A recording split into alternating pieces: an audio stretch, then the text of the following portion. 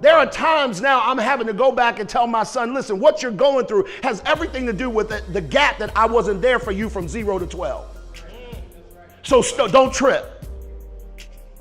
You cutting up, you can't commit, you can't do what needs to be done. That ain't even your fault. Because if I was on my job doing 0 to 12, bro, you wouldn't have that problem, because I would teach you how to be sensitive, how to lead, and how to do what you need to do. So I'm gonna ask you to please forgive me. I apologize, but here's what I'm gonna tell you. Your man about to make a change. Now here's one of the things I learned, parents, listen to me very carefully. Kids do what you do, not what you say. Okay, you cheated, I'm out. You broke the contract.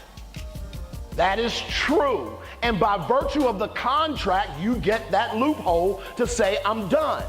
But a covenant says you broke a rule within the covenant, but the covenant is so huge, I'm going to figure out how do we navigate through the issue that you just had brought up and be able to now maintain this connection even amid the breaking of rules.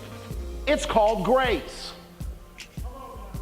And so God has entered into a covenant with us, not a contract, that says when you sin, when you mess up, I've created a blood covenant that covers a multitude of sin. And so thus it gives you the ability to come boldly before the throne of God, ask for forgiveness, which is available to you out of covenant, not contract.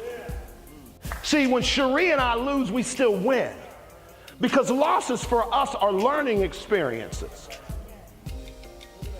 Remember I told y'all earlier only 2 ways to change a situation? What are the 2 ways? Y'all talk to me. What's the number 1 way? Circumstances. They just flat out change. What's the number 2? Perspective. You flip your perspective, and I promise you what was funky in the room can become unfunky real fast. It's called air freshener. Hi, my name's Glenn P. Brooks Jr. I'm an author, I'm a speaker, and I'm a coach. My wife and I created an online relationship academy that we call MAPS. It stands for Marriages and Parenting Successfully. And if you're a pastor, if you are in perhaps some kind of civil community and you're trying to add value to the marriages and to the parents in your community, and you need a speaker, you need maybe someone to come in and do a workshop, I'd love to come to your city, I'd love to come to your church.